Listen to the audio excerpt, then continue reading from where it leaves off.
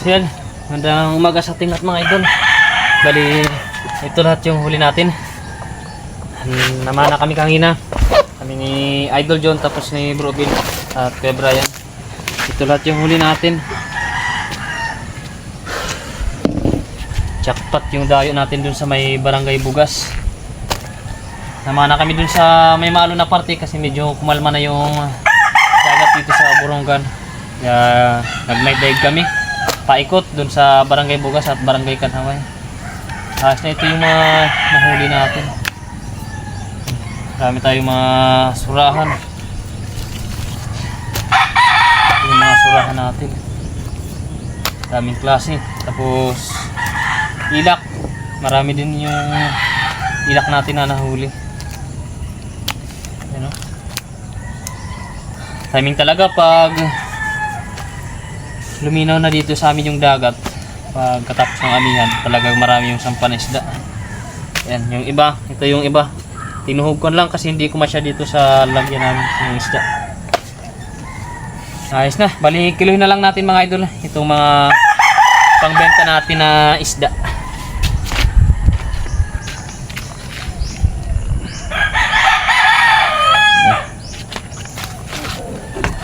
Lagyan natin dito sa ano. Para ito lang, para makita natin yung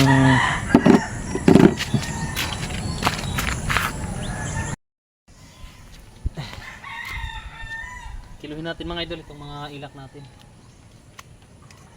Mabot ng ilang kilo. So pare-pareho lang yung presyo nitong mga ilak. Tapos itong ibang mga first class na isda. Ilak nakikita 3 kilo. Isama na natin itong mga first class isda. Gawin natin na 4 yung first class. Yan, 4 na kilo. Maraming paksi tayong first class na isda. 4 na kilo. Tapos ito pa, mga first class din ito mga idol. Mga surahan.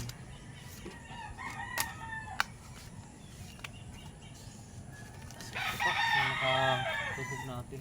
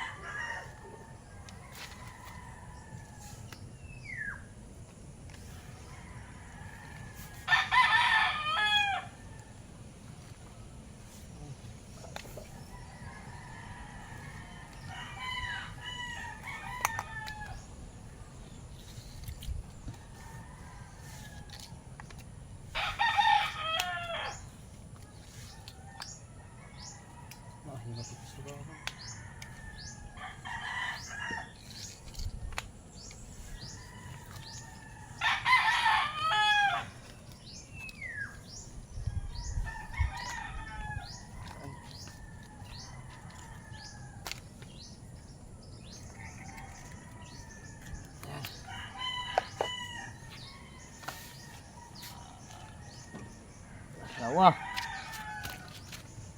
Yan mga idol, bali 6 na kilo. Yan, 2 kilo itong ito.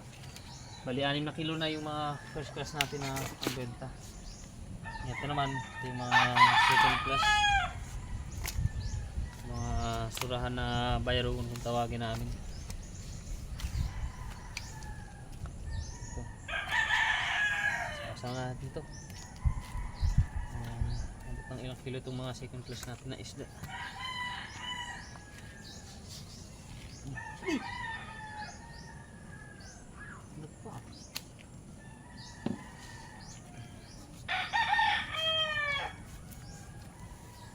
First class, first class, second class.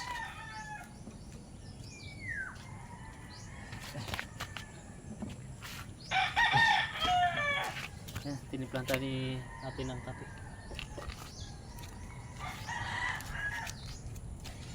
Okay. Yan na, 3 kilo mga idol.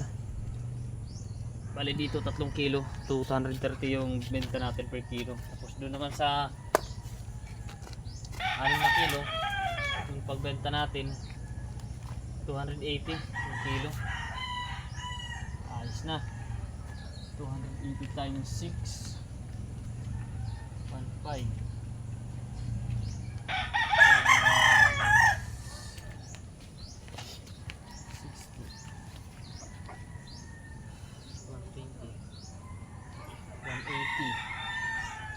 1,680 yung benta natin mga idol dito sa mga first class natin na 6 na kilo. Tapos dito naman 3 kilo 230 690 yung kikitay natin.